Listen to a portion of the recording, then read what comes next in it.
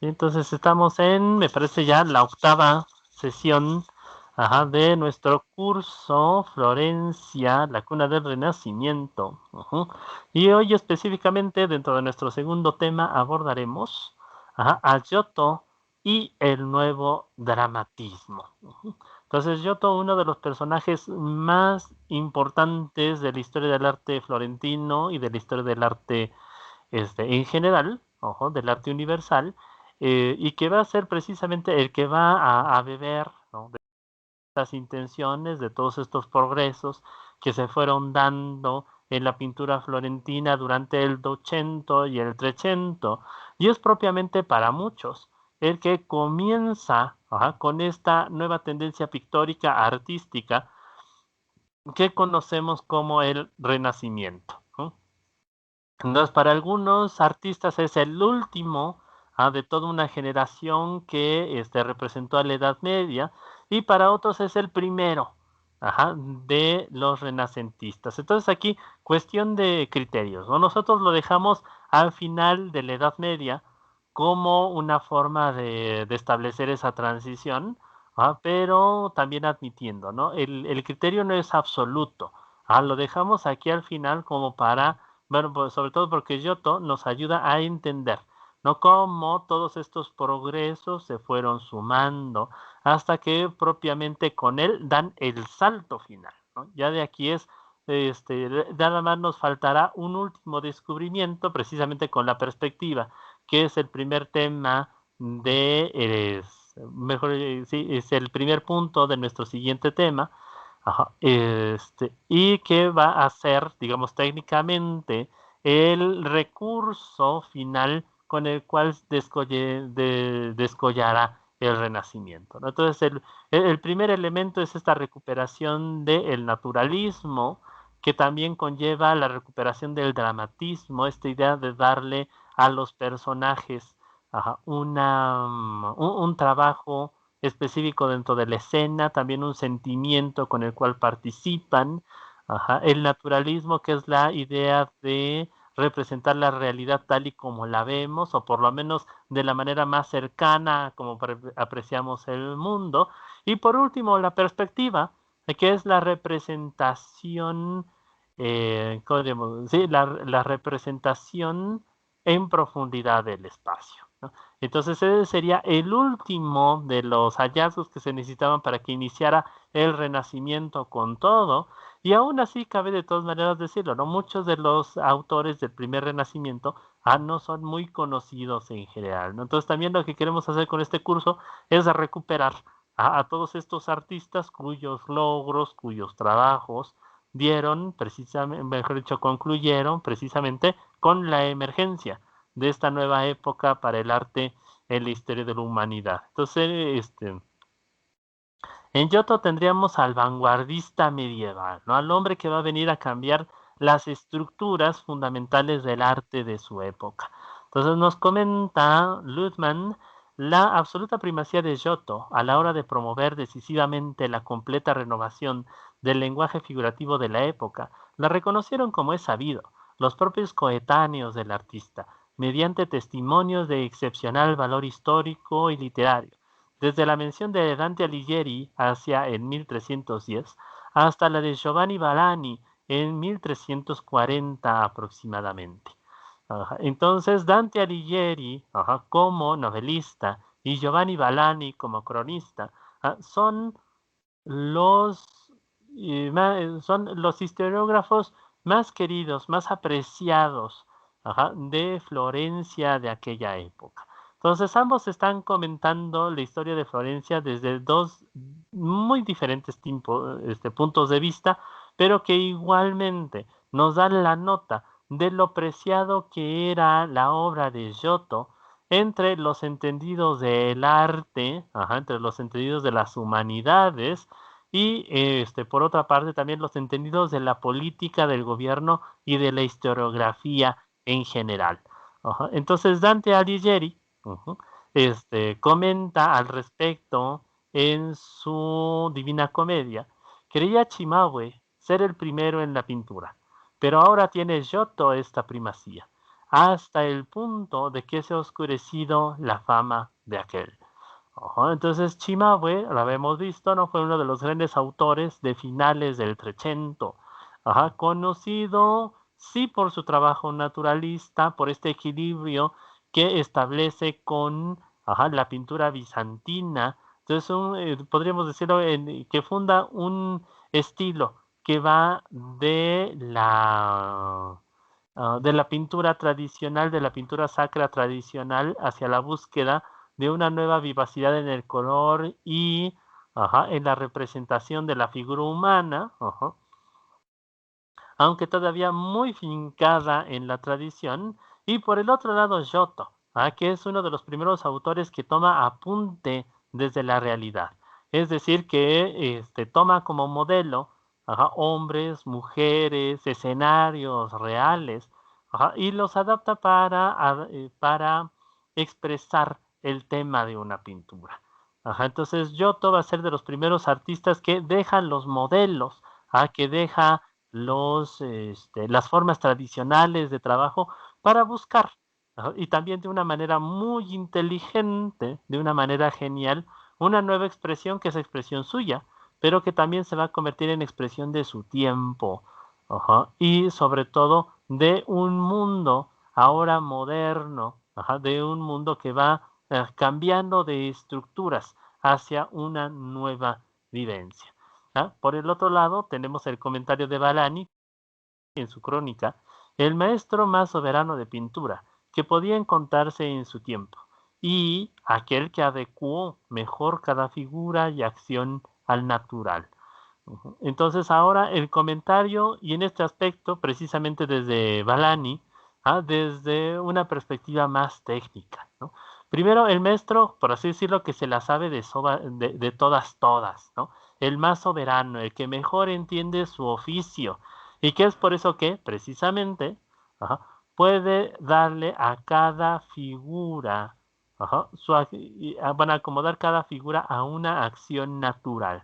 Es decir, cuando estamos en movimiento, cuando estamos implicados en los diferentes aspectos de nuestra vida, no simplemente estamos haciendo las cosas de manera mecánica, sino que el cómo hacemos las cosas tiene que ver con una emoción, con un impulso, con un motivo que nos lleva al acto.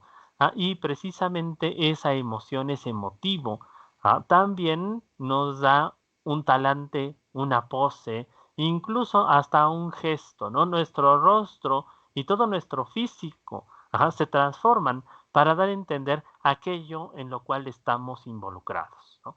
Entonces, por así decirlo, ¿no? Cuando uno está llorando por duelo, no está sonriendo, sino que precisamente tiene los ojos inflamados de llanto y está arrastrando, ¿cómo digamos? La nariz para contener el llanto. Por el otro lado, cuando uno está emocionado, no está con la cara, digamos, arrastrada y acongojada, sino que, digamos, todo lo que hacemos está precisamente en convergencia con un gesto específico. Entonces, al contrario de la pintura de la Edad Media, en la que la mayor parte de los elementos tenían gestos estereotipados y también expresiones estereotipadas que no siempre iban con el cariz de la escena, Giotto viene a romper con esa antigua costumbre, ¿no? Lo vamos a ir analizando en ilustraciones elegidas conforme avancemos en esta lección, ¿no? Entonces nos sigue comentando Luisman, Giotto di Bondone, a quien se atribuye casi unánimemente la renovación en sentido trecentesco, no solo de la pintura florentina, sino también del arte italiano en general. Desarrolló sus primeras experiencias figurativas sobre el trasfondo de la tradición florentina del siglo XIII, como la atestigua sobre todo el bellísimo fragmento de una majestad en la parroquia di Borgo San Lorenzo. Entonces aquí estamos viendo, de hecho, la Virgen que coronaba esa majestad.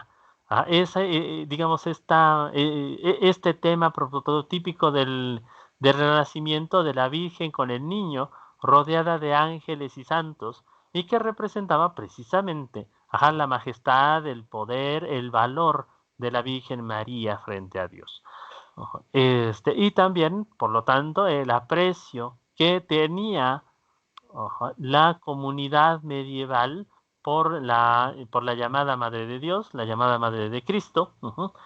Entonces podemos ver de los elementos técnicos, ¿no? Giotto comienza, como todos los pintores de la época, trabajando trabajando temple sobre dorado, sobre tabla. Entonces, para trabajar de esta manera, lo habíamos comentado en algún momento, primero la tabla era ensamblada para obtener el tamaño que se quería, a través de una serie de amarres, y también de montajes específicos para que la superficie de pintura quedara lo más lisa posible. Una vez que se armaba la tabla, se le daban varias capas de blanco de España, que era bueno, porque todavía se sigue usando, una especie de yeso muy fino, que servía para bloquear la textura de la madera, también bloquear el proceso de, de contracción y dilatación natural de la madera. Y bueno, sobre ello se dibujaba, se realizaba el sobredorado, es decir, se colocaba el oro sobre las áreas que se quería que resaltaran en la pintura, y posteriormente se comenzaba a pintar con una combinación de huevo y pigmento, que se conoce tradicionalmente con el nombre de temple. Temple o témpera, son los dos nombres de esta técnica. Entonces podemos ver que esta técnica, digamos, usada de la manera correcta, puede ayudar a dar un gran colorido, una gran gama de luces y de sombras, también para dar a entender cierta difusión de los colores. Y ya en esta tabla, aunque un tanto maltratada, por el tiempo, podemos ver que fue sujeta por un lado, las transformaciones del tiempo, la degradación de la época, y por el otro lado, que fue modificada a propósito, para recortar la figura de la Virgen del resto de los elementos que se encontraban en ella. Entonces podemos, de todas maneras, ya en esta primera tabla di Giotto di Bondone, podemos reconocer lo que serán sus elementos prototipos, incluso en medio de tan malas condiciones. Entonces podemos ver en el rostro ya una cantidad bastante generosa de tonos de claroscuro, desde lo más claro y brilloso, hasta los tonos medios más sutiles.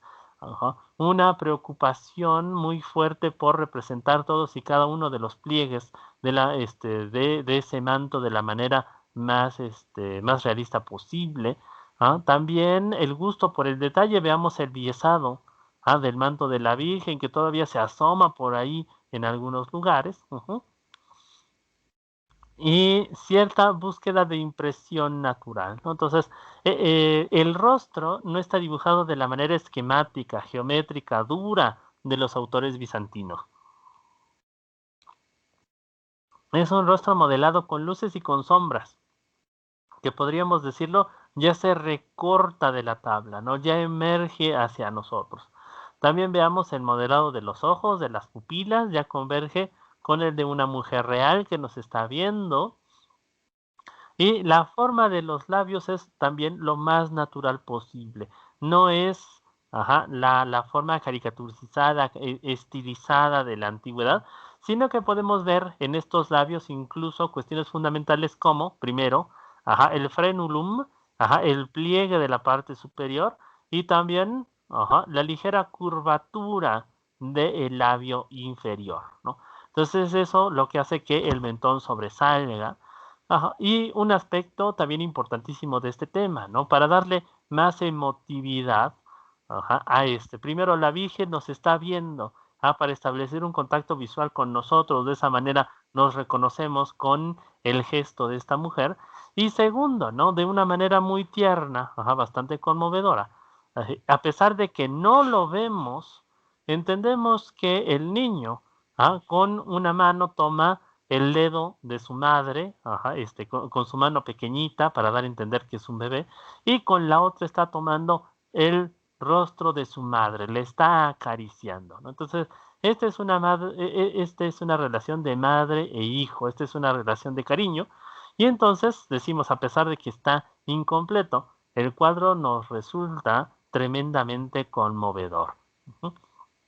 Entonces, son de los primeros tópicos de la carrera, bueno, de la pintura de Giotto, que comienzan a dilatarse en sus tablas más tempranas. Estamos hablando en este aspecto del año 1290, cuando realiza este trabajo. En el transcurso de su formidable carrera, Giotto consiguió dar a conocer su actividad mucho más allá de las murallas urbanas, es decir, mucho más allá de Florencia, y se dedicó siempre a empresas de gran prestigio. Trabajó en la Basílica de San Francisco de Asís, que más adelante veremos, que en aquella época era la iglesia más importante de la cristiandad. En Padua pintó al fresco la capilla de Enrico Scrovegni, el comerciante más rico e influyente de la ciudad. En Roma pintó el políptico del altar mayor y pintó al fresco la capilla principal de la antigua Basílica de San Pedro del Vaticano. Entonces, lamentablemente, esta última obra ya no existe. Y pero la capilla Scrovegni, o también capilla de la Arena, nos puede dar muy bien una vista de estos primeros hallazgos, de este esfuerzo por establecer una pintura nueva en manos de Giotto, ¿no? Entonces, en la parte de abajo vemos precisamente, vemos la capilla de la Arena o la capilla Scrovegni, a que se comenta muy posiblemente podría haber sido diseñado también por el mismísimo Giotto.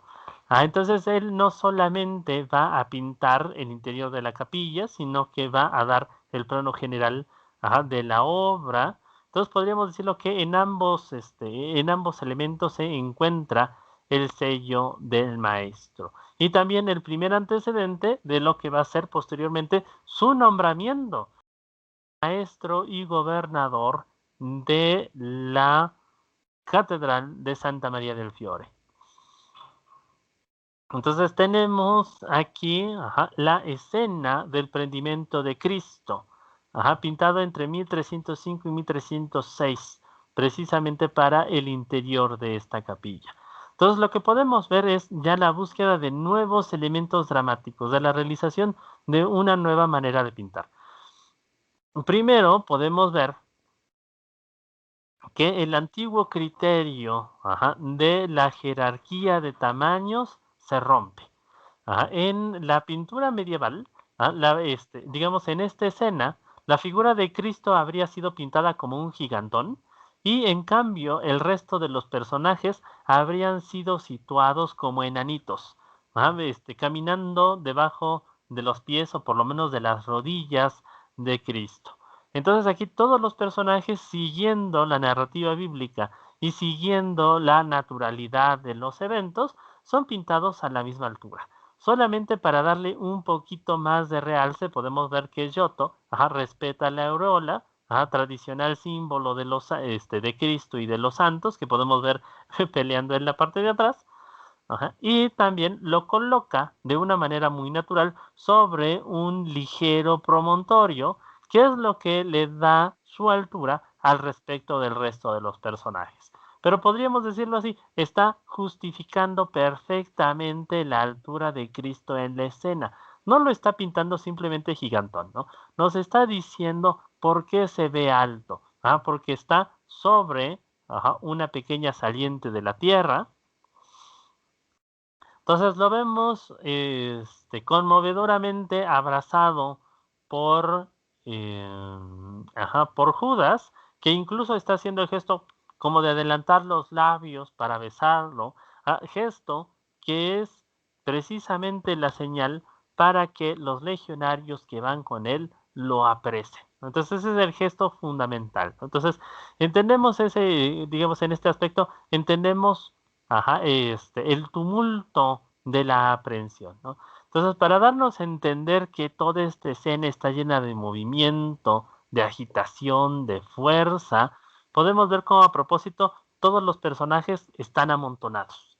A todos los personajes están comprimiéndose entre ellos porque están primero juntos, precisamente es una compañía por un lado de los discípulos de Cristo y por el otro lado un gran conjunto de legionarios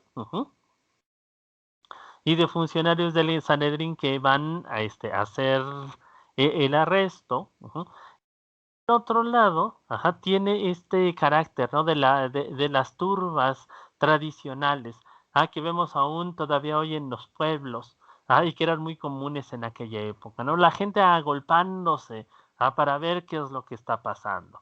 Pero también esto es lo que ayuda a darle, sin necesariamente una perspectiva, una sensación de profundidad a la obra. Entonces noten aquí, cómo se puede distinguir a través de este gesto los planos. En primer plano se encuentran todas las figuras que podemos distinguir en cuerpo completo.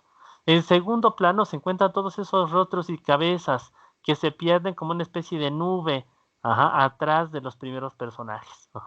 Y por último, de fondo, tenemos esa profundidad azul, que es también lo que ayuda a recortar la escena y a establecer, por así decirlo, una profundidad hasta en metros. Enfrente de nosotros está Jesús, y los primeros personajes.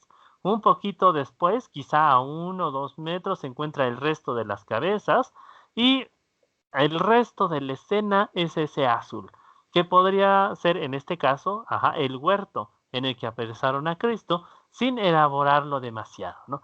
Y como todas las multitudes de noche, primero los soldados van con sus lanzas, con sus picas, y para alumbrarse también llevan antorchas, ¿no?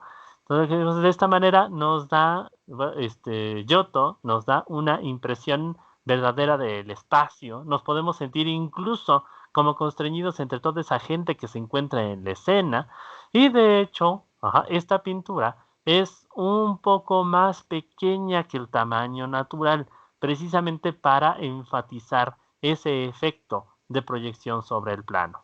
También lo que podemos ver es que este efecto de profundidad está reforzado a su vez por los colores.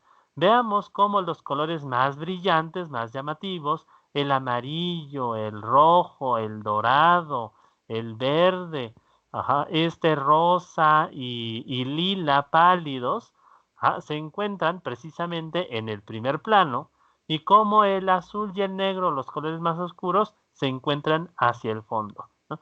Entonces, de esta manera, digamos, la escena salta hacia nosotros y podemos leer su profundidad, ¿no? Entonces, y también adicionalmente veamos cómo todos y cada uno de los personajes lleva una pose, un movimiento diferente y un gesto del rostro también, ¿no? Entonces, unos llevan, unos hombres son rizados, otros son de cabello lacio, unos son calvos, otros se les está empezando a caer el cabello, otros todavía tienen su cabello completo, unos tienen barba, otros tienen bigote, otros están lampiños, pero podríamos decirlo, podemos darle una característica, podemos reconocer por un tópico específico a todos y cada uno de ellos, ¿no? Entonces todos tienen una personalidad, es decir, todos son personajes específicos. Y entonces por ahí podemos ver a San Pedro, que levanta su espada para lastimar a uno de los legionarios. Podemos ver a Judas que está completamente oculto debajo de su manto, precisamente para dar a entender su delación. Podemos ver a Cristo con su aureola, que lo delata en su divinidad. Y a los legionarios con su ropa tradicional roja, con su manto tradicional rojo de legionario, con sus botas y con sus borceguías, ¿no? Entonces son aquí cada uno de los personajes, también en su vestimenta es coherente, con el papel que tienen dentro de la escena, y entonces podemos entender perfectamente, mejor dicho, la podemos entender perfectamente, a pesar de que fue realizada ya hace más de 700 años. ¿no? Entonces veamos la importancia de esta pintura. A 700 años nos separan de ella, y aún el tema nos sigue siendo perfectamente entendible, ¿no? Precisamente porque se basa en el principio de la observación, en el principio del registro de lo que está enfrente de nosotros, que es el idioma en el cual nos seguimos comunicando hasta el día de hoy. Entonces, otra de las escenas, en la parte superior de la capilla de la escena, tenemos la presentación de Cristo frente a los doctores en el templo. Entonces, a los 13 años aproximadamente, Jesús es llevado al templo, en una de las fiestas con su familia. Y cuando van saliendo de la capilla, regreso a su casa, Jesús y María, bueno, José y María se dan cuenta que su hijo no va con ellos de regreso a su casa.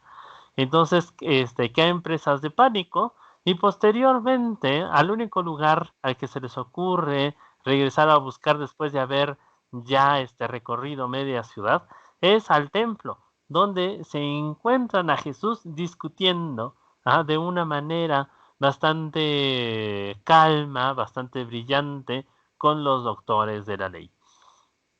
Entonces, en este aspecto, el templo de Jerusalén está representado de una manera bastante sintética, pero también ajustándose a las condiciones de aquel momento en la Edad Media.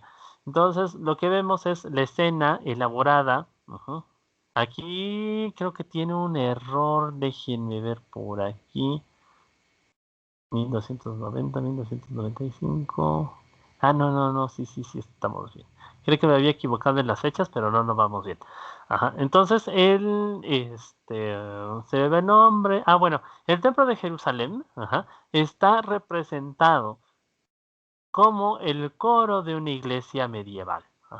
Entonces podemos ver que en medio de este coro, se encuentra el cimborrio o ciborrio, una especie de palio debajo del cual se colocaba el altar, rodeado a su vez por una barrera llamada transena. Esto era típico de las iglesias medievales.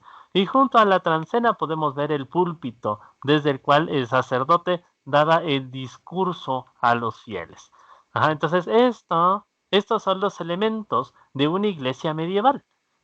Todo lo que vemos aquí es lo que nos encontraríamos en el ábside de una iglesia medieval, ¿no? Pero, bueno, puesto que es un lugar sagrado, es lo único que Giotto puede entender como el centro del templo de Jerusalén, ¿no? Entonces está reconstruyendo con su imaginación el mundo de una época anterior, ubicando de manera paralela los elementos de ese mundo como si fueran los elementos de la actualidad. Entonces podemos ver a José, que lleva tímidamente su sacrificio a presentar frente a los levitas, precisamente observando hacia el lugar donde su hijo está siendo entrevistado, ¿no? Entonces, con un gesto de interés, de cercanía y de familiaridad, el sumo sacerdote se acerca a Jesús, les podemos decirlo con serenidad, está platicando con él, y del otro lado el levita, pues pidiéndole a José que se mantenga un poco a distancia porque los doctores se encuentran en discusión. Posteriormente, bueno, Jesús regresa con sus padres a Nazaret, la ciudad de su infancia, y la historia de Jesús queda como en suspenso durante algunos decenios más. Entonces, otra escena de la capilla de la arena, abajo estamos viendo la crucifixión de Cristo. Entonces, en esta crucifixión podemos ver ya un enfatizamiento del interés anatómico que empieza a crecer a finales de la Edad Media. Podemos ver el cuerpo de Cristo, quizá un poco desproporcionado para nuestros gustos modernos, encajado sobre la tabla, sobre la cruz, pero en este aspecto, esta tabla ya representa cierta idea de grosor en su poste transversal y horizontal. Está construido este crucifijo de una manera lógica, rodeado por un lado, digamos por debajo, por el mundo mortal, a los discípulos, de Cristo llorando por su pérdida. Por el otro lado, los funcionarios del Sanedrín, los legionarios a un costado,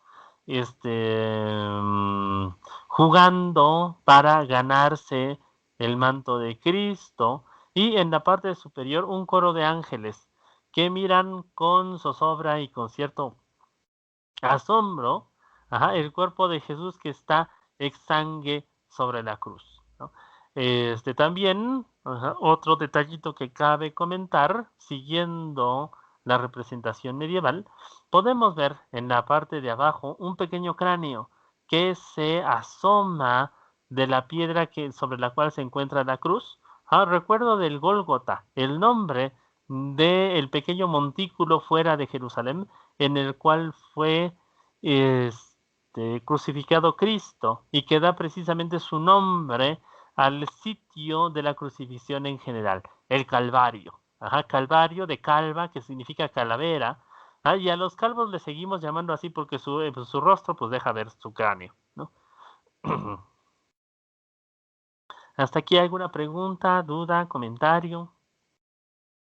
Abraham, mencionabas que una de las obras de Giotto estaba en la Basílica de San Pedro, la antigua basílica. ¿Se perdió cuando Miguel Ángel llegó a trabajar ahí o qué pasó?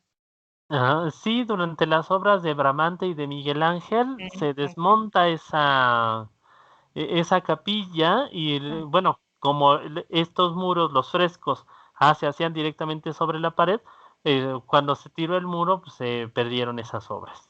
Bueno, Ujú. gracias. Sí, eso ya no lo pudimos conocer. Sí, ok, gracias. Ujú. ¿Sí, alguna otra duda, comentario? ¿No? ¿Seguimos? Entonces de aquí vamos a más obras tempranas de Giotto. Entonces dice, en Florencia fundamentalmente dos obras atestiguan el nuevo lenguaje de Giotto en su primera fase, basado en la recuperación de la visión naturalista y en una disposición espacial coherente de las personas y las cosas. Entonces, primero comentábamos, ¿no? La visión naturalista, la representación de las cosas tal como las vemos, o tal como las veríamos enfrente de nosotros, ¿no? Y segundo, la disposición espacial, las cosas tienen una profundidad y esa profundidad les da su lógica. Entonces, todos los objetos que reconocemos en el espacio no solamente están ahí, no solamente están enfrente de nosotros amontonados, sino que precisamente, guardan un orden, una disposición. Están unos a la derecha del otro, uno enfrente de otro, uno detrás de otro y hacia la derecha y hacia la izquierda, o hacia adelante y hacia la derecha y hacia la izquierda, etcétera. Pero precisamente son esos traslapos, los que nos dan la idea de la distancia y del acomodo de los elementos en la escena. Entonces, pero también todos esos elementos se acomodan al respecto de nuestra vista. Nuestra vista establece la relación derecha, izquierda, delante, atrás, centro, arriba, abajo. Y entonces todo elemento que se ubique dentro de una obra tiene que respetar esos ejes esenciales que produce la vista, ¿no? Entonces en la Edad Media, normalmente se acomodaban todas las cosas en un plano de dos dimensiones, y respecto de esas dos dimensiones se acomodaban arriba, abajo, izquierda o derecha, pero sin una profundidad de orden, sin un primer, segundo, tercer plano, podríamos decirlo, sin una profundidad de el delante, en medio y el detrás. Y era por eso que, bueno, por un lado podían ser perfectamente claros, en el sentido de que todo lo presentaban en un mismo plano, perfectamente visible, pero precisamente por eso confusos, ¿no? Porque entonces no se podía distinguir a qué elemento le correspondía atrás o delante. Y a pesar de que había una cierta jerarquía, los objetos se representaban en una relación de tamaños desde el más importante hacia el más, hacia el menos importante, eso no significaba verdaderamente una coherencia en el espacio. Entonces, el tamaño tenía que ver con la jerarquía, no con la profundidad del espacio. Con esta experiencia que todos nosotros entendemos de que los objetos entre más cerca se encuentran de nosotros, son más grandes, ¿no? Entonces, así no se representaba en la Edad Media. Entonces, para los objetivos, para el temperamento de la gente de aquella época, eso podía ser suficiente. Pero, ya posteriormente, simplemente esos cuadros dejaban mucho que desear. Se trata del estupendo crucifijo pintado de la capilla de Santa María Novella y de la Virgen con el niño en el trono y dos ángeles pintada para la iglesia de San Giorgio a la Costa en Florencia, en el Museo Diocesano, donde ya Ghiberti, la fuente más importante y autorizada para pintores del siglo XIV, recuerda una tabla de Giotto. Entonces aquí, bueno, estamos viendo el Cristo de Santa María Novella. Entonces, en este Cristo de Santa María Novella, realizado solamente unos pocos años después del Cristo que... no, es anterior al Cristo que vimos de la Capilla de la Arena. Podemos ver cómo ese interés naturalista lleva a Giotto a una serie de correcciones anatómicas, ¿no?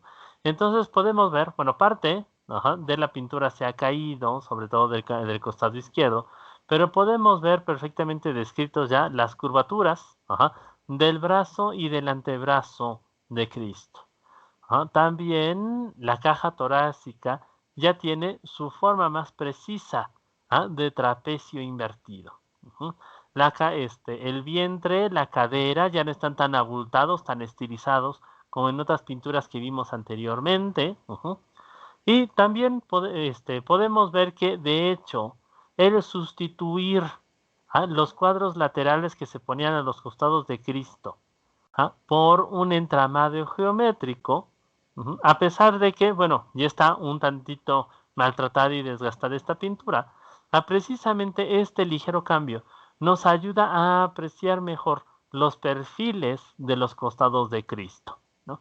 Entonces, en la antigua versión con cuadros, con casetones, precisamente estos elementos hacían que se perdiera el perfil del cuerpo.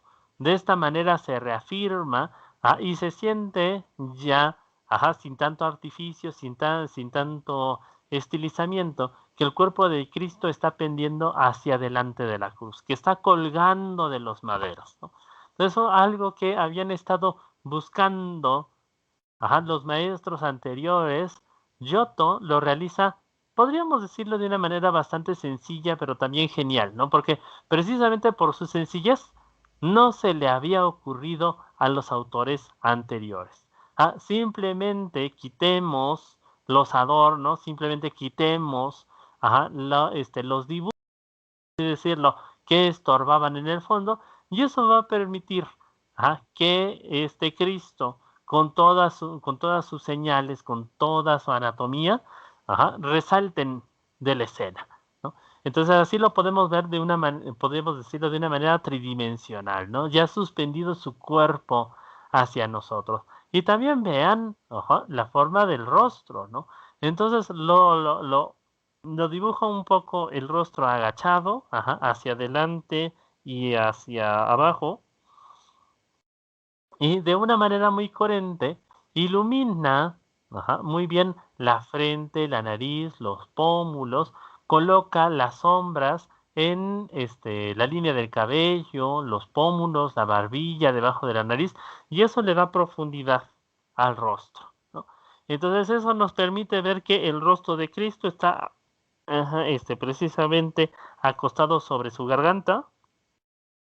Está suspendido sobre su garganta, ya con la lividez de la muerte, y precisamente de nuevo eso nos da una sensación de tercera dimensión. La cabeza está hacia adelante, como apuntando hacia nosotros, agachándose hacia nosotros, ¿no? Y también de esa manera se logra una magnífica sensación de naturalidad. A los costados podemos ver el retrato de San Juan y de Santa María Virgen. Entonces, y en este aspecto, bueno, siguiendo las mismas líneas estilísticas de Giotto, lo reconocemos con la cabeza un tanto agachada en señal de dolor, con restregándose las manos, como es una señal de ansia, como podríamos decirlo, natural. La gente cuando se siente herida, cuando se siente con frío, cuando se siente vulnerable, se podemos, encoge las manos sobre su propio lecho, sobre su propio seno. Y entonces, bueno, y esta es una reacción natural, es una reacción, podríamos decir, instintiva, ¿no? Como queriendo protegerse, resguardarse, en sus manos cruzadas. Y los dos personajes tienen ese gesto, y también apuntan hacia el objeto de su dolor.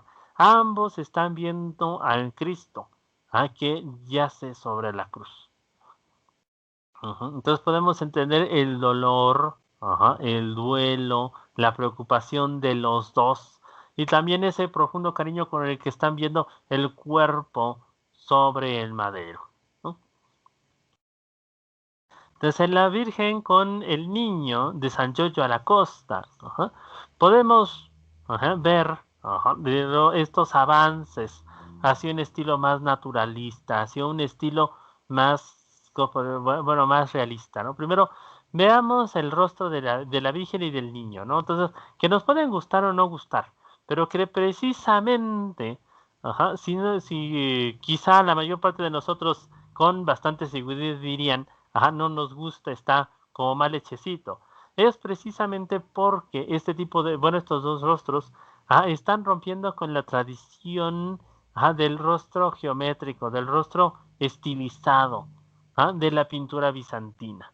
Entonces veamos cómo Giotto, en el rostro de la Virgen, se esfuerza en reproducir la curvatura de las cejas, la apertura de los ojos, la pronunciación la pronunciación de la nariz, los dos surcos que se encuentran a los costados de los alvéolos de la nariz, el frénulo, la apertura de la boca, la sombra del labio inferior, también el rostro no tiene la forma ovalada de avellana tradicional, ya quiere representar la saliente de los pómulos, la saliente de la barbilla, y es precisamente por eso que nos da problema este rostro, ¿no? No es el rostro perfecto, no es el rostro bonito, estilizado de las vírgenes anteriores.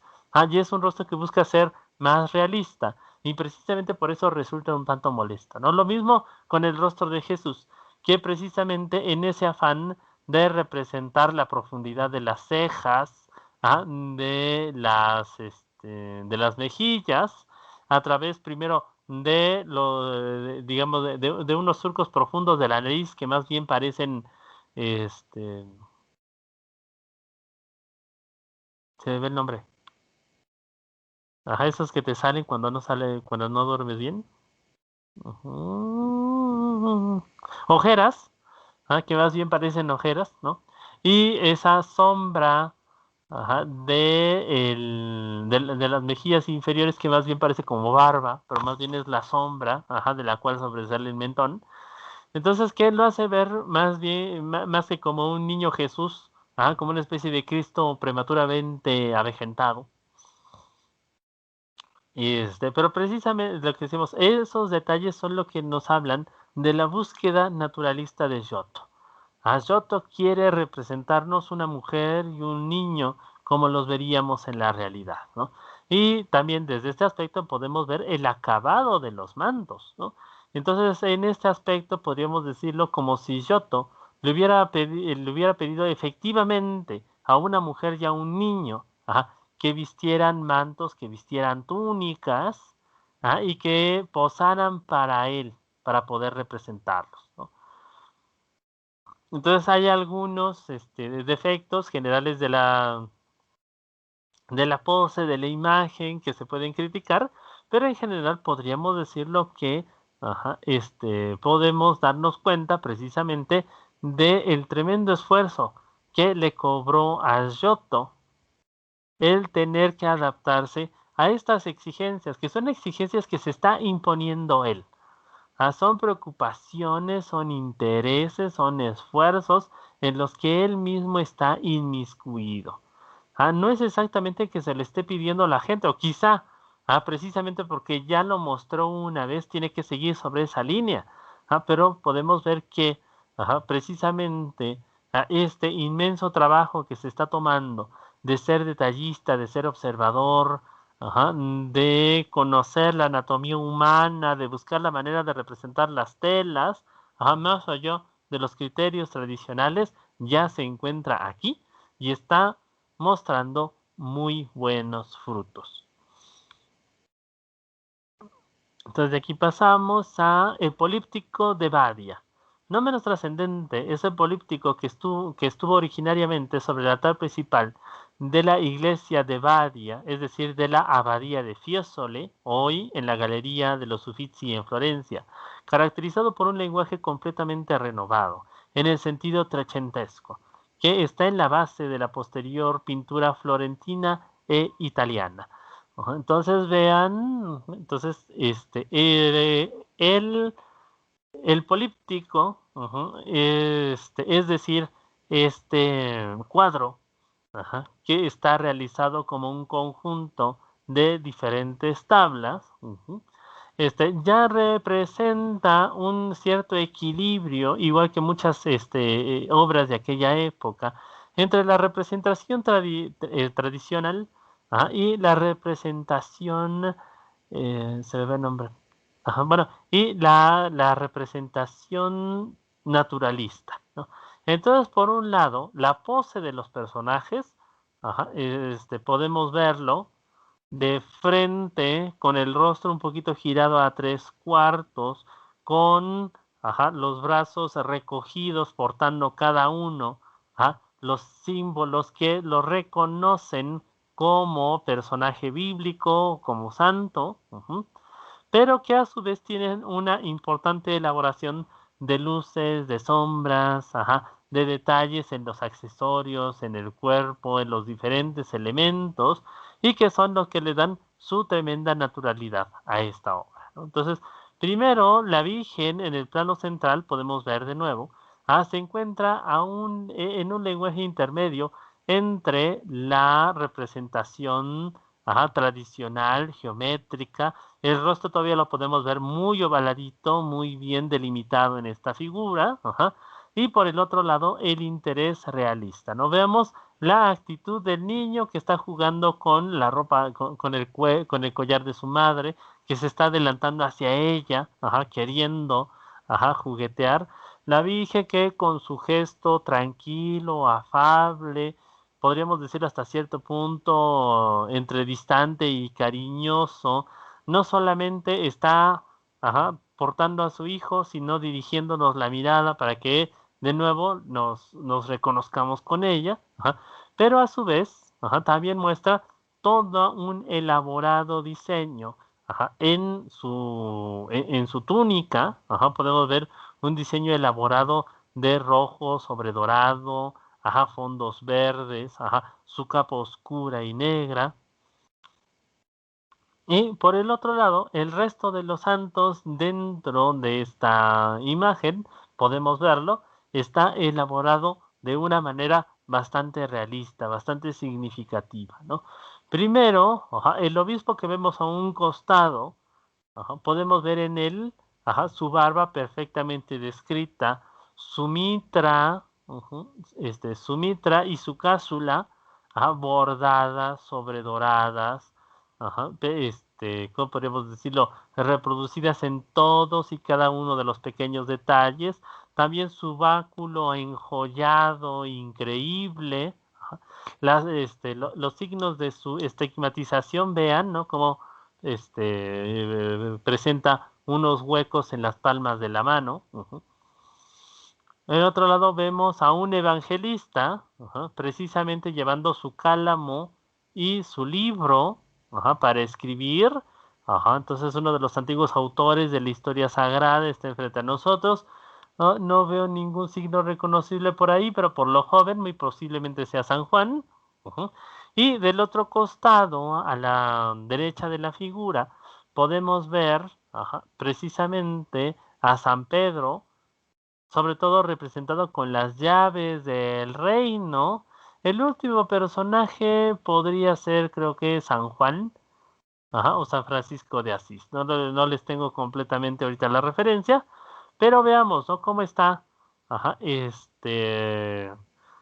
equilibrando entre la exigencia de un realismo, que por ejemplo es ejemplar, en ese San Pedro, en ese obispo, ¿ah?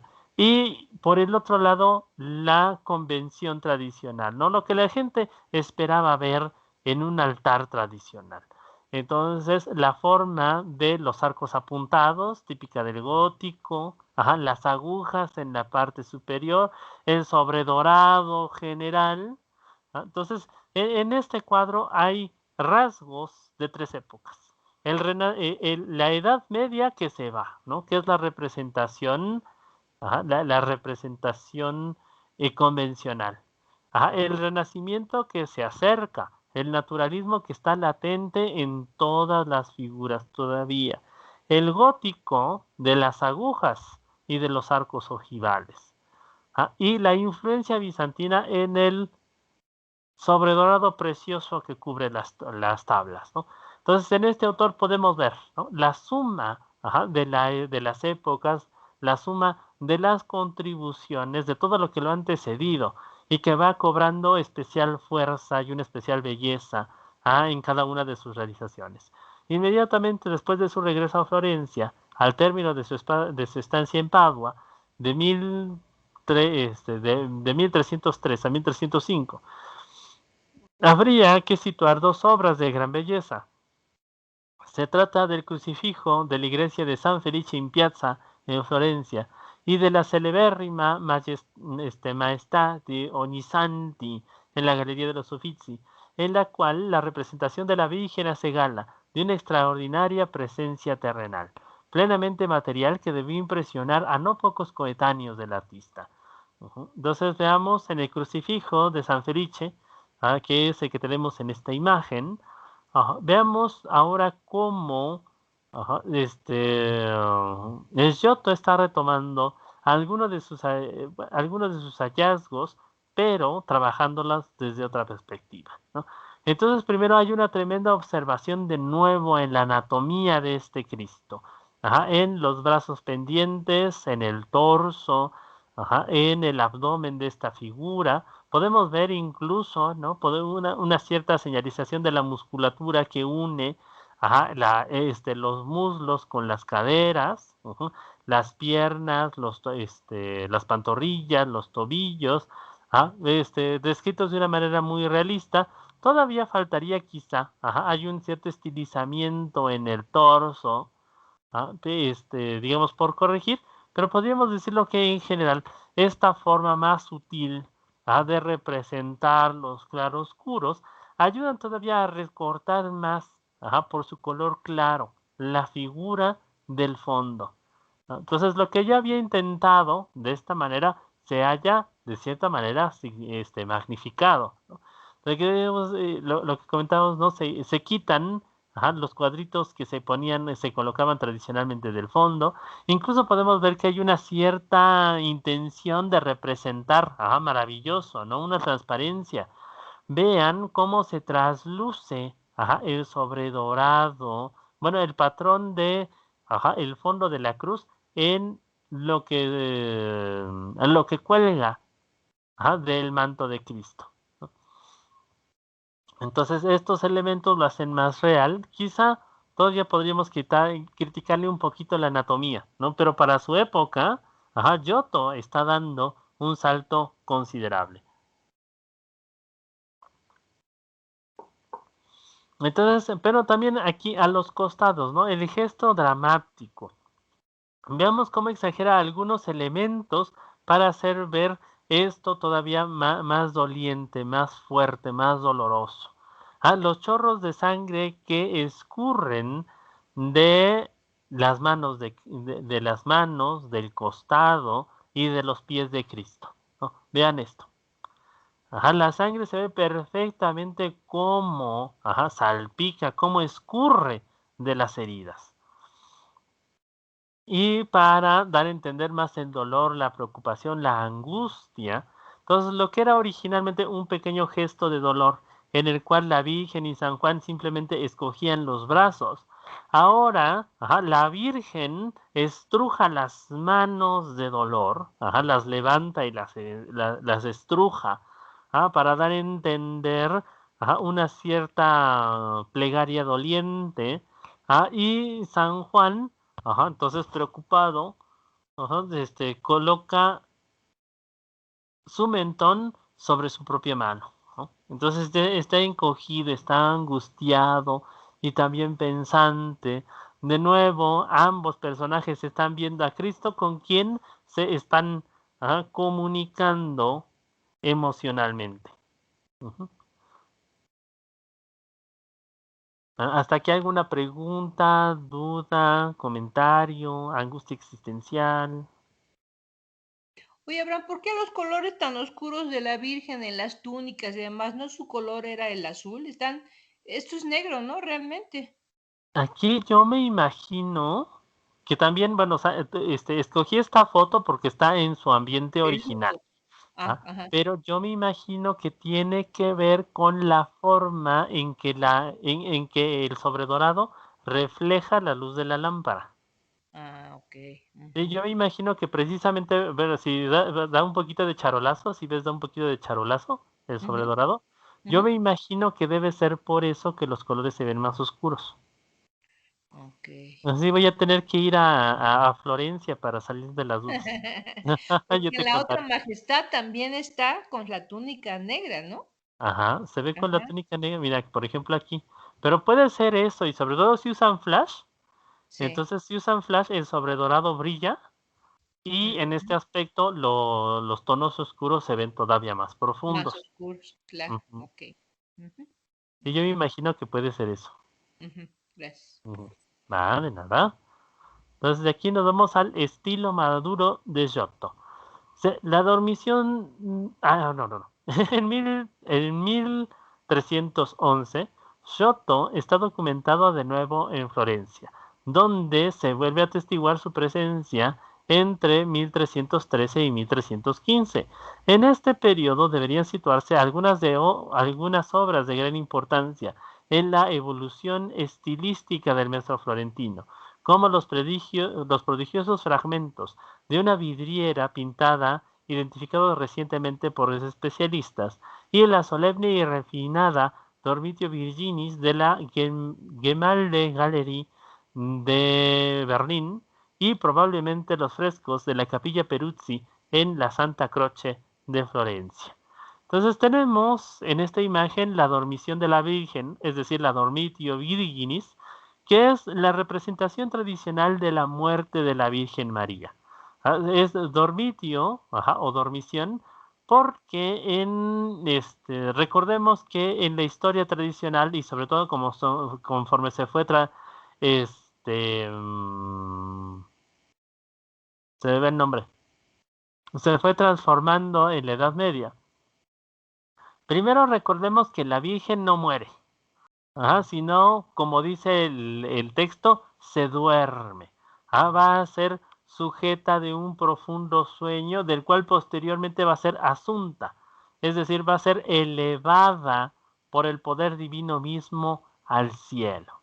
Entonces, por así decirlo, para los hombres muere, pero para Dios, completamente su obra trasciende y posteriormente sabemos, en un tipo de pintura que se va a hacer muy popular durante el Renacimiento, la Virgen va a ser coronada como reina del cielo, como homenaje final, primero a su labor en la tierra, ya que a la muerte de su hijo se queda como predicadora, como uno de los miembros más importantes de la iglesia primitiva, y también porque crió a Cristo, ¿no? Entonces el mérito de esta mujer es inmenso para la iglesia, Y en este aspecto podemos ver cómo está muriendo, bueno, o está durmiendo, mejor dicho, profundamente en su cama, rodeada por los apóstoles, las primeras santas, una corte de vírgenes, e incluso siendo custodiada por Dios Padre, que acude a su dormición cuidando del propio Dios Hijo. Entonces, Jesús, niño, está también representado, digamos, siguiendo los cánones de la Edad Media. Jesús, niño, está siendo cargado por Jesús adulto, Jesús maduro, representando a Dios Padre y Dios Hijo. Lo que nos faltaría aquí en esta escena, no alcanzo a ver, sería una palomita para representar la Trinidad, pero diríamos que en general se representan los elementos fundamentales, los elementos promedio, que deberían estar en este tipo de escenas, ¿no? Entonces, también lo que podemos ver, el gesto profundamente meditativo de los ángeles, entonces, para ellos, recordemos, la Virgen no está muerta, ellos están acudiendo a la despedida de la Virgen de entre los mortales, y en contraposición, los, ¿cómo se llama? Los discípulos de Cristo, que en este caso también son los discípulos de la Virgen, sí se muestran acongojados, ¿no? Entonces, unos levantan las manos en señal de oración o quizá de exclamación, ya se nos fue, ahora ¿quién nos va a ayudar? Por el otro lado tenemos, siguiendo este gesto prototípico de Giotto, los hombres angustiados que levantan las manos en señal de duelo y de dolor, ¿cómo podríamos decirlo? Profundamente apesadumbrados por los hechos. Otros gestos por ahí, rostros más bien meditabundos, y en cambio los santos que también acuden, que parece simplemente que meditan, ¿no? Ven el hecho, pero pues, puesto que ellos ya han muerto, en verdad no les preocupa tanto la muerte en sí, pero digamos como que le están recibiendo, precisamente en su seno, ¿no? Y bueno, Jesús y Dios Padre que se miran el uno al otro, con cierto gesto, primero, sí, de dolor, una mujer está muriendo, pero también, ¿no? Con cierta expectativa de lo que va a suceder a futuro, ¿no? Entonces la escena es, podríamos decirlo, profundamente conmovedora, pero también en este aspecto, ya nos está recordando algo que se va a hacer uno de los elementos más fundamentales del Renacimiento, ¿no? El rescate de los modelos grecolatinos. Podemos reconocer en el formato general de esta pintura el templete romano con su base rectangular y su techo de dos aguas. Entonces, ligeramente aludido, todavía no completamente clásico, todavía no completamente grecolatino, pero podríamos decirlo que la idea esencial, tanto del dramatismo como del acomodo de las figuras, de hecho vean cómo van en orden ascendente, apuntando hacia la punta del frontón. Ajá. Entonces, en esos dos aspectos ya perfectamente clásicos, ¿no? Ya perfectamente renacentistas. Entonces aquí tenemos las escenas de la Capilla Peruzzi, también realizada en aquella época, máximo en el año 320.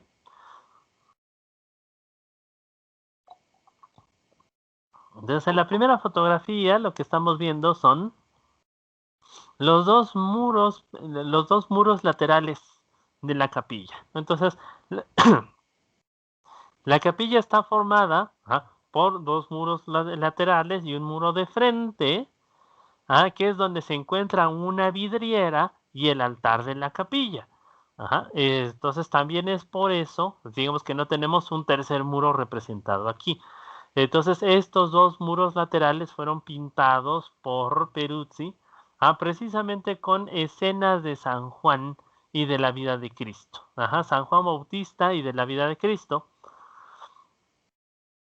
Entonces la técnica también muy común bueno, durante la primera época del Renacimiento, el fresco, Entonces, para describirla a grandes rasgos, y hago esta aclaración porque va a ser fundamental posteriormente para ver los de la Capilla de Asís. Para pintar estas obras, primero se encalaba el muro recién construido. Ajá, entonces el muro sobre el cual no se había, bueno, solamente estaban las piedras, solamente estaba el adobe, ajá, digamos, para darle el acabado como se haría con cualquier muro, se lo encalaba, ajá, con bueno, con un tipo de cal reposada que se usaba especialmente para el fresco.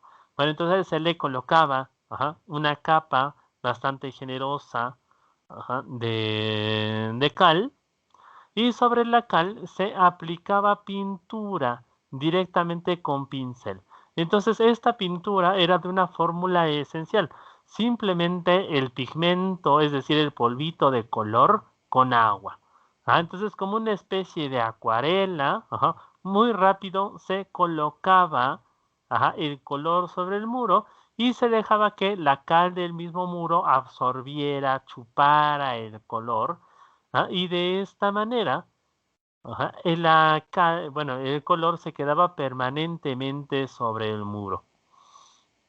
Entonces era una técnica que, bueno, hasta cierto punto barata, ajá, y digo hasta cierto punto porque habían ciertos colores que podían costar su precio en oro, pero en general era una manera muy económica, muy rápida de cubrir muros, y por el otro lado, pues que tenía un cierto gusto y sobre todo, si el artista era hábil, era genial, pues permitía muy bien cubrir y dar un acabado, ajá, bastante noble, muy bien elaborado a los muros, ¿no? También vamos a ver como característica general de aquella época, precisamente por la forma en la que habían sido pintados, que los colores tienden a ser muy apastelados, muy bajitos, porque la cal mata parte de la tonalidad.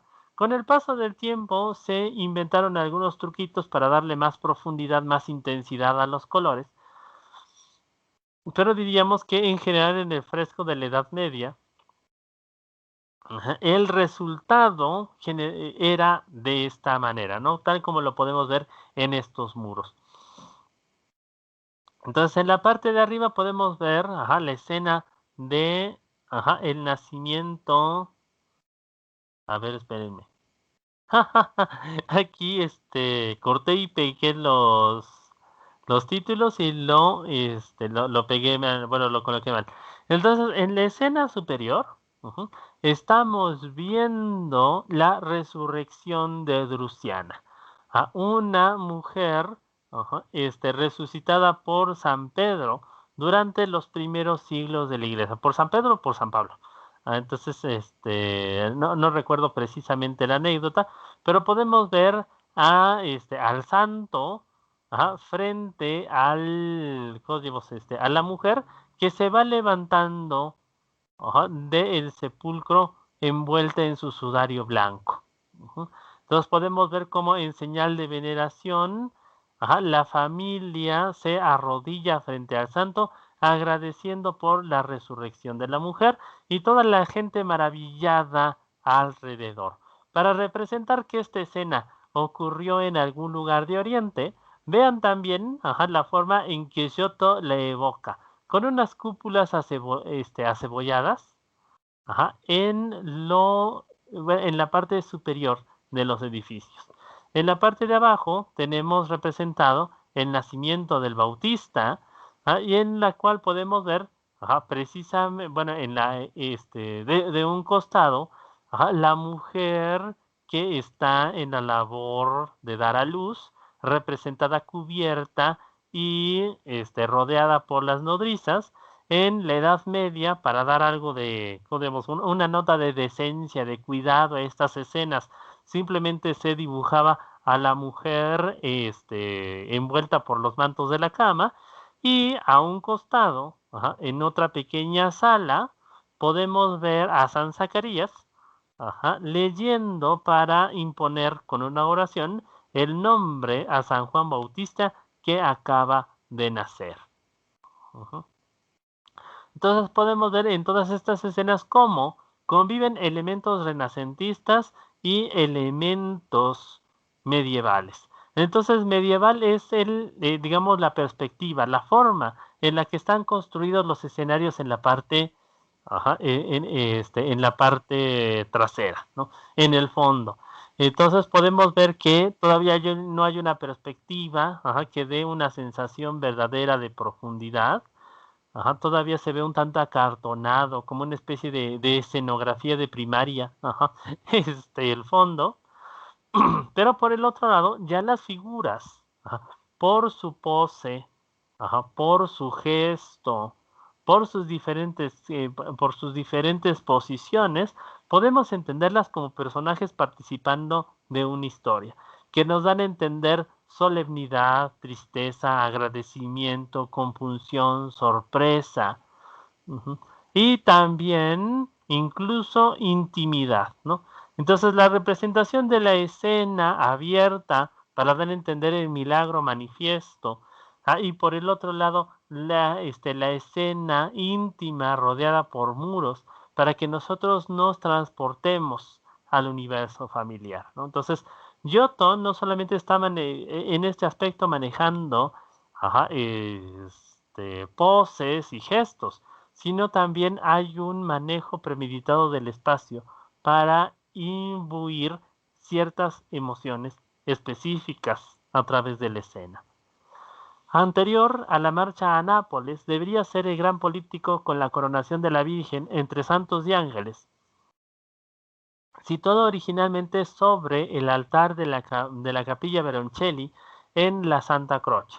Entre las obras más tardías de Giotto en Florencia son de digna mención, con toda probabilidad, los frescos de la Capilla Bardi en la misma Capilla Franciscana de Florencia, en los cuales el pintor presentó de nuevo escenas de la vida de San Francisco y a muchos años de distancia de los frescos de la Iglesia Superior de San Francisco en Asís. Entonces vean, aquí estamos viendo precisamente el políptico Baroncelli. Recordemos políptico porque es una obra compuesta de diversas tablas. Entonces, que está representada con todos los elementos, bueno, con todos los elementos de este arte ecléptico de Florencia, al que ahora precisamente se está agregando el elemento clásico. Entonces, el elemento medieval lo vemos en la convención de la representación. Una majestad o una majestad, la Virgen siendo coronada por Cristo, rodeada por los ángeles y los santos. Entonces vemos el arte bizantino en el sobredorado. Vemos el estilo gótico en los arcos apuntados. Y por último vemos el elemento clásico en las molduras, el formato cuadrado, y también se me va el nombre, las florituras y los emblemas que vemos en las molduras. Entonces esto ya apunta cada vez con mayor fuerza al Renacimiento, incluso por este detalle. Vean cómo el autor, el carpintero, que remató la distribución de las tablas, no completó el arco apuntado del centro, sino que lo cortó para darle preeminencia a las líneas verticales y horizontales que componen el cuadro, precisamente como lo hubiera hecho un autor renacentista, ¿no? Entonces, y en medio de los huecos que quedan entre cada arco apuntado, vemos una colección de querubines que están custodiando la escena, ¿no? Entonces, estos personajes que se van a hacer tan famosos posteriormente en el barroco. Entonces podemos ver, ¿no?, en el gesto, o sea, ese realismo, cuidado, detallista de Giotto, en el gesto de Cristo que está imponiendo con ternura la corona a su madre, el gesto de cierta serenidad, tranquilidad de la Virgen que recibe con humildad la corona, Los ángeles que están extasiados en la escena, arrodillados frente a la arrodillados frente al Cristo y la Virgen, y que al mismo tiempo, bueno, algunos de ellos tocan los instrumentos musicales para darle a esto un realce también trascendental, ¿no? Y alrededor, muchos rostros de más obispos, vírgenes, santos, mártires, etcétera, que contemplan la escena con orgullo, y podríamos decirlo incluyéndose en ese gesto de Cristo de imponerle a la Virgen María la corona de Reina del Cielo.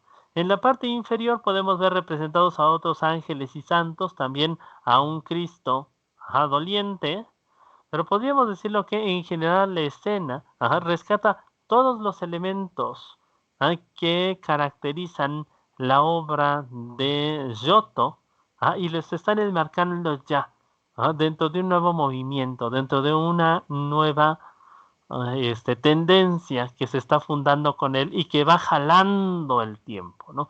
Posteriormente, aunque no los tenemos comprendidos aquí, Giotto va a formar toda una serie de seguidores que más adelante van a precisamente tomar el camino que él fue trazando, las innovaciones que él fue aumentando, podríamos decirlo, acrecentando durante su vida, y bueno, eso va a dar pie al perfeccionamiento del arte italiano.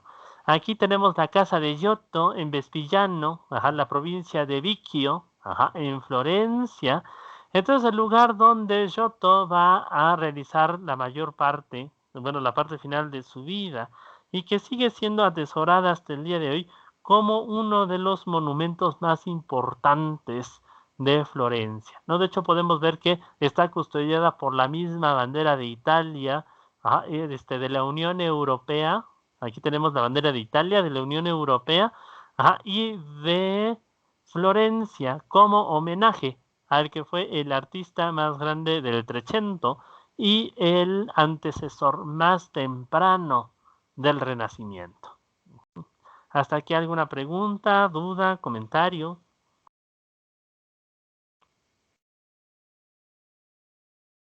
¿Sí? ¿Vamos bien? Ok. Entonces aquí pasamos al campanile y las obras finales de Giotto. El 12 de abril, aquí ya para tenerlo oficial, de 1334, Giotto fue nombrado por el gobierno principal Magistrum et Gobernatore, es decir, maestro y guía principal de las obras de la catedral y de todas las construcciones arquitectónicas, civiles, lo que atestigua el inmenso prestigio de que gozaba, no solo entre sus conciudadanos, sino también in universo orbe, es decir, en todo el orden universal. Entonces, maestro y gobernador, es decir, maestro de obras, maestro de los artesanos, guía general de la mano de obra, y gobernador, es decir, el que tomaba las decisiones más importantes durante la construcción de la catedral. Y no solamente de la catedral, sino de las obras civiles más importantes que se estaban realizando en aquella época. Entonces vemos aquí cómo se va conformando lo que posteriormente va a ser la constante del arte desde el Renacimiento. El artista que es escultor, que es pintor, que es arquitecto al mismo tiempo y que se sobreentiende, ¿no? Que todos estos oficios deben encontrarse en su figura. Todavía no van a aparecer los criterios posteriores de la especialidad, que son tan populares hasta nuestra época, sino que en la figura de Giotto, como especialista en estructuras, en formas, se supone que su comprensión de la arquitectura humana igualmente deben ayudarle a comprender la arquitectura divina y la construcción de grandes estructuras también para la vida civil. Entonces, en este aspecto, su obra implica todo un conocimiento del mundo, de la vida, de sus diferentes cuestiones, para poder generar todo tipo de ideas. El artista trabajó sobre todo en el proyecto del campanile del Duomo, conocido precisamente como el campanile de Giotto, cuya construcción comenzó el 18 de julio de 1334. Entonces, bueno, yo me imagino, no sabría decirlo del todo, quizá algún comentarista más adelante nos pueda sacar de la duda. Yo me imagino que Giotto, ya bastante maduro y sintiendo muy cercanos sus días, decidió dedicar lo que le quedaba de vida a una obra, digamos, más viable de completarse durante el ciclo que le quedaba de vida, precisamente para dejar un sello permanente en la ciudad de Florencia, ¿no? Entonces es la ciudad que lo vio nacer, que vio sus grandezas. En otros lugares desarrolló obras hasta cierto punto tanto o más importantes que las que desarrolló en un momento temprano de su vida en Florencia, y regresa a su ciudad para dejar una impronta permanente, ¿no? Entonces, en este aspecto diseña el campanile, comienza a levantarlo, y de hecho hasta el día de su muerte deja construida por lo menos hasta el primer tercio de la estructura, y deja los planos para que se concluya el resto de la obra. Y afortunadamente los siguientes constructores respetaron bastante bien el proyecto original de Giotto. Entonces él también va a ser el autor de los dibujos o de los diseños de varias de las, ¿cómo se llama? Sí, de varios de los relieves que cuelgan de esta estructura. Y se puede ver precisamente ese trabajo, esa dedicación suya en el dramatismo que tanto le va a dar su renombre en vida en todos estos pequeños diseños, ¿no? Entonces, la mayor parte de ellos, cuando digo pequeños, porque en cuestión, digamos, en proporción de la mole en la que se encuentran ubicados, son diminutos, pero, digamos, en contraposición, ya en su tamaño real, son de alrededor de unos 50, 60 centímetros, bastante grandes para estar tallados en mármol. Entonces, en ellos se puede ver esta paciencia y también esta devoción general en la que trabajaba Giotto, porque podemos reconocer que si algo cabe reconocer de la mayor parte de su obra es que siempre estuvo enmarcada en el universo religioso, siguiendo la tendencia de aquella época. Recordemos que en la Edad Media no hay separación entre la vida secular y entre la vida sagrada y la vida profana, que la mayor parte de los aspectos de la vida cotidiana están gobernados por los preceptos de la Iglesia, y que en este aspecto siempre que se pensaba en una gran obra, siempre que se pensaba en algo digno que levantara el honor de la ciudad y en general el honor de la comunidad, se pensaba al mismo tiempo en algo que levantara, que honrara a la divinidad. Entonces, Giotto siempre va a estar trabajando cerca de la iglesia. Son pocas, por no decir nulas, las obras que se conocen de Giotto que no tengan un carácter religioso. Y bueno, también esto en general es la pauta de la época, ¿no? Es una época de la devoción, de la religión, de una constante búsqueda de Dios, de proyección hacia los temas místicos, los temas sagrados. Entonces, en este aspecto, podemos reconocer en Giotto también ese tremendo respeto hacia las altas estructuras de su sociedad. Según Ghiberti, Giotto trabajó también como escultor en los relieves de la parte inferior del campanile, que representan historias bíblicas y los trabajos del hombre, pero el artista debió limitarse a proporcionar los dibujos. El 8 de enero de 1337 o 1336 en el calendario florentino, Giotto murió en Florencia y fue sepultado por el gobierno municipal en, en Santa Reparata con gran honor. Santa Reparata era la consagración original de la Catedral de Santa María del Fiore. Entonces estamos diciendo que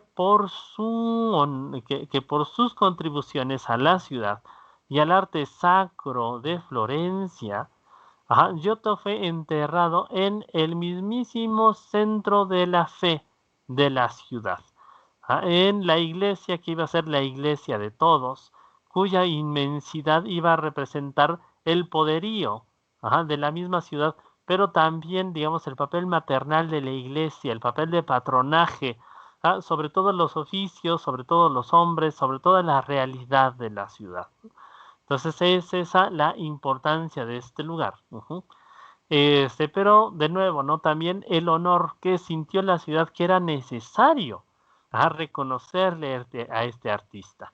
Entonces, por lo que había hecho por ella, por la dirección de las obras, podemos ver que, bueno, prácticamente son los últimos 3 años de su vida los que Giotto le está dedicando enteramente a la ciudad, a la realización de sus últimas obras. Y esto, bueno, a pesar de toda una larga trayectoria, no estamos hablando que su obra comienza por ahí del año 1290 y termina en 1337. Entonces debemos contar a Giotto entre uno de los artistas más longevos de su época. Entonces son 47 años. Normalmente empezaban a trabajar a eso de los 15. Entonces 47, 57, 62 años posiblemente habría tenido Giotto en el momento de su muerte. Entonces, hasta el momento no he encontrado el dato de su nacimiento. Hay muchas sospechas al respecto, pero podemos ver que en general fue un hombre bastante longevo para su tiempo. Y es ahí donde se explica, ¿no? Toda esta tremenda contribución que tuvo para el arte italiano. Entonces no nos podíamos ir sin antes revisar precisamente los frescos de la capilla de San Francisco de Asís, que solamente hice una pequeña selección de los mismos, que recordemos son de sus obras más tempranas. Entonces, realizado entre el año 1291 y 1299. Entonces, recordemos a grandes rasgos de la historia de San Francisco de Asís. Todo un santo revolucionario para su época. Entonces, bueno, por un lado, él va a ser el prototipo del sacerdote mendicante, del sacerdote que buscando, bueno, mejor dicho, del monje que buscando emular lo más completo, lo más inmediato posible la vida de Cristo, decide renunciar a su renombre, a su abolengo, a sus riquezas materiales y dedicarse a predicar y a servir a los más pobres. Entonces, en San Francisco de Asís hay toda una posición mística y una posición política. Mística en el sentido de que busca emular a Cristo en sus elementos más representativos.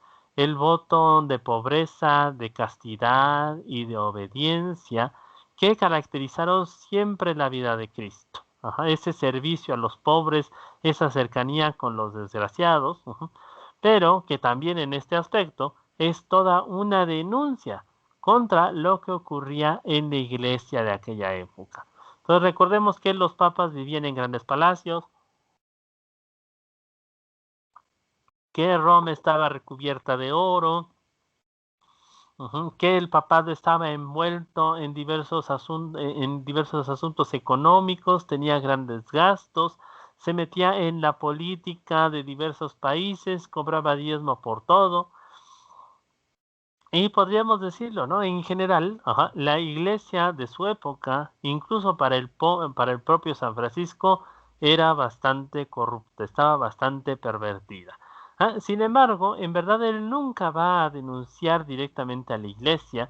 Su propósito nunca fue destruirla ni reformarla, sino crear un campo de vida religiosa muy aparte de la estructura eclesiástica, ¿no? Pero también va a saber, siguiendo las pautas de aquella época, que no puede lograrlo sin su patrocinio, ¿no? Así que va a concertar una cierta, un cierto sometimiento, un cierto reconocimiento de la iglesia, ¿no? Porque en lugar de combatirla, va a buscar a que la iglesia absorba su movimiento. Y es lo que tenemos representado precisamente aquí en la vida de San Francisco, ha pintado en los muros de la Basílica de Asís. Entonces lo que vemos aquí es a San Francisco representando las reglas de su orden frente al Papa, precisamente para pedirle permiso de que les permita vivir según sus votos, según sus reglas, y precisamente para pues apalear un poco los resquemores del Papa, sobre todo porque mucha gente rumora, mucha gente acusa al movimiento de San Francisco de ser radical, de querer separarse de la iglesia. Entonces San Francisco mismo se presenta frente al Papa y le dice las cosas no son así, este pleito no va contra usted, y aquel que quiera integrarse a nuestro movimiento puede leer usted mismo, no tiene, debe renunciar a cualquier pretensión contra usted. La vida de los franciscanos es una vida de humildad, es una vida de servicio, es una vida de amor a prójimo al Dios y nada de esos prejuicios de la gente debe perturbar su entendimiento. El Papa lee las reglas, autoriza la orden y así es como nace, digamos ya de una manera oficial, el movimiento franciscano que de hecho, para el momento en que San Francisco presenta al Papa su regla, ya contaba con un número bastante importante de adeptos. Porque también, dado la, bueno, hasta cierto punto sencillez de los votos, a cualquier hombre rápidamente puede integrarse a las filas de este movimiento, que no solamente provee de una luz espiritual, sino que también se presenta como una luz de esperanza en medio de las difíciles condiciones que en general se vivían en la Italia de la Edad Media. Y que sobre todo también inspira a la gente para poder llevar una vida religiosa, incluso en medio de los escándalos políticos y las vicisitudes económicas del momento, ¿no? Entonces podemos ver a San Francisco de rodillas en señal de sometimiento, en señal de solicitud frente al Papa, que levanta su mano derecha en señal de bendición al movimiento, reconociéndolo de manera definitiva. En la siguiente escena vemos a San Francisco en una de las leyendas de su vida. Recordemos que en aquella época el teléfono descompuesto y sobre todo de los santos era pues la forma tradicional de transmitir la información. Y bueno, esta historia nos cuenta que en algún lugar de Italia, en una de las muchas correrías de San Francisco por aquí y por allá, se presenta ante una ciudad que está siendo poseída por demonios. Entonces ya no es una mujer ni un rebaño, como en la época de Cristo, ¿no? Es una ciudad completa la que está siendo perturbada por demonios. Entonces la gente de la ciudad se acerca a él, le solicita que por favor, bueno, les ayude contra la multitud de espíritus malvados que le están asolando y con la simple orden de San Francisco, los demonios salen expulsados de la ciudad. Entonces los podemos ver corriendo asustados, levantando las manos, saltando, completamente paniqueados por la presencia del santo. Para dar a entender que es que es un hombre tan noble, tan honesto, tan sencillo, tan humilde, que simplemente sus palabras son órdenes y que por así decirlo son órdenes que provienen del mismo cielo y que por eso precisamente tienen que ser escuchadas. Entonces, la forma de la representación, de nuevo, siguiendo los avances de aquella época se encuentran a medio camino entre una representación medieval convencional y una representación naturalista. Entonces, lo convencional lo veríamos en la arquitectura de la catedral que se encuentra detrás del mismo San Francisco, en la muralla y las grandes torres que se encuentran representando a la ciudad. Entonces pueden ver ustedes cómo, bueno, esto se le llama una representación axiomática. Vemos un eje X, un Y y un Z componiendo todas las figuras, pero sin una regla de perspectiva central, sin una regla de decrecimiento a la distancia, lo cual le da un cierto carácter caricaturesco a esta representación de la ciudad, pero que también, y eso es parte de esto, ayudan ya a ir insinuando una cierta preocupación por la búsqueda de la profundidad, por la representación realista. Entonces, por un lado, ciertas ayudas de trazo, ciertas ayudas gráficas que necesitaría Yoto en ese momento todavía no se han generado. Él las está buscando, pero bueno, lo que él conoce lo puede representar de una manera pues bastante bueno, no realista, pero sí podríamos decirlo bastante efectiva, siguiendo este tipo de representación, ¿no? Entonces podemos ver cómo en las figuras vemos una representación bastante importante de gestos, perfiles, luces y sombras, pliegues que hacen resaltar de una manera bastante importante, bastante bonita a todos estos personajes. Pero también cabe decirlo, ¿no? Y esto es muy de aquella época. Lo que se está representando es la idea de una iglesia y la idea de una ciudad. Propiamente el gran reto que se va a tomar posteriormente de crear un espacio tridimensionalmente convincente todavía no es totalmente comprendido aquí. Es buscado, pero todavía los pintores no comprenden del todo cómo se tendría que lograr ¿cómo digamos? Una representación desde ese punto de vista. Entonces, por último, vemos a San Francisco, a quien un mendigo le ofrece su manto para que pueda cruzar sin empolvarse. Entonces, bueno, comentamos aquí, ¿no? Cómo el interés en lo clásico empieza a verse en estos cuadros entremezclado de elementos medievales, ¿no? Entonces, bueno, por un lado, la forma de representar a San Francisco, de hecho, los miembros de los gremios de Florencia, dentro de un mismo escenario, aquí se encuentra perfectamente entendido, se encuentra perfectamente construido, digamos, descrito de manera realista, ¿no? Entonces, vean estos hombres, sus alturas, sus proporciones, el largo de sus piernas, de sus brazos, ya son seres humanos, son cuerpos que están envueltos en mantos, en vestiduras, en los que podemos reconocer con coherencia una anatomía. Entonces también en la pose podemos ver el gesto de agradecimiento de San Francisco, que está, digamos, ya caminando, poniendo el pie sobre el manto, del hombre que muy humilde incluso casi casi se arrastra, ¿no? Para acercarle el manto para que camine sin mancharse. El resto de la gente que ve sorprendida el gesto del santo, que quizá no debería ser tan atrevido, pero pues también si el hombre se le acerca y arroja su manto, tampoco podría ser lo suficientemente arrogante para rechazar ese gesto. Pero, también adicional, veamos el elemento emblemático que se levanta en medio de la escena.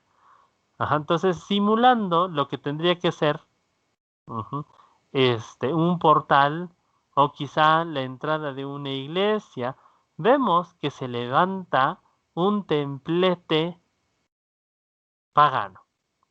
Entonces vemos los 3 escalones prototípicos de un templo griego y romano, sus columnas, su arquitrabe y por último el techo a 2 aguas. Entonces, bueno, no respeta del todo la arquitectura clásica, ¿no? En la arquitectura clásica siempre nos vamos a encontrar que en la portada, bueno, en la portada de un templo, el número de columnas siempre va a ser par.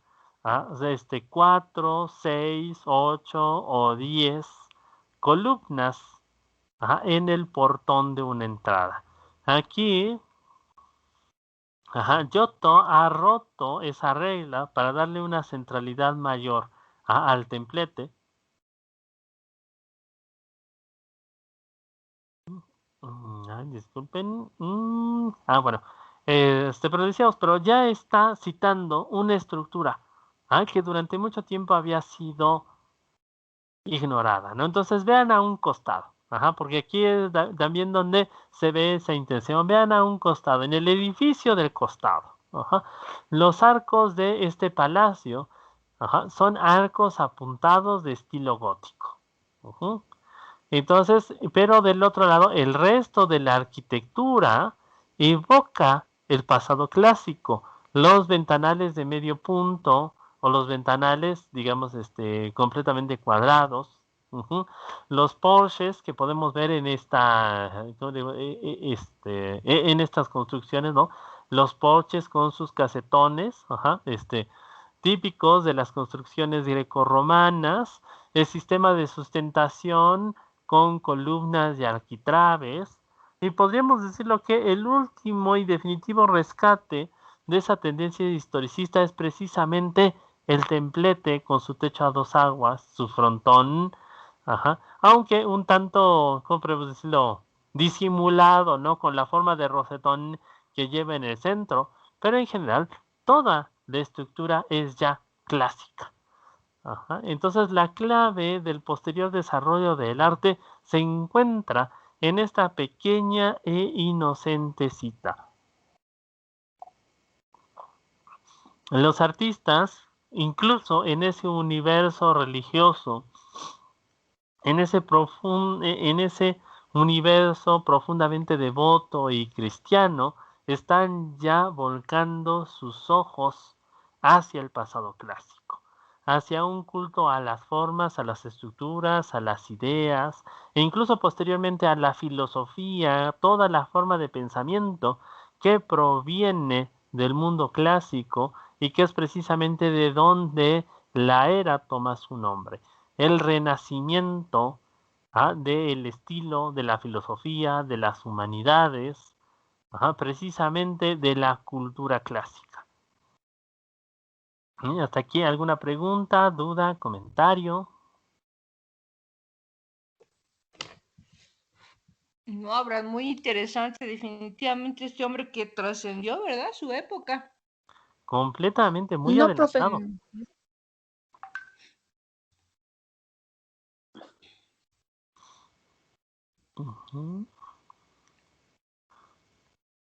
Sí, entonces ahí alguna duda, comentario.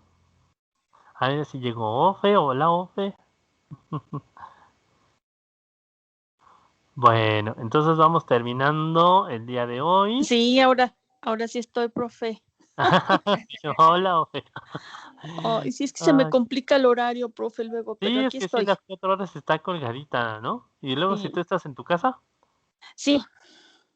Y te hablan para cosas, no, pues sí. Sí, 4 horas sí es mucho para una tarde. Ay, ¿qué cree que sí? Luego como operaron a mi mamá, quien la tuve, entonces sí se me complicaba la semana pasada. Qué cosa. Bueno, entonces sin problema, ahorita ya me tengo que poner al corriente con los videos, les subo los links y ya ahí lo van a tener todo. A lo que se hayan perdido, profe. también lo que yo los deba, allí va a estar. Sí, profe.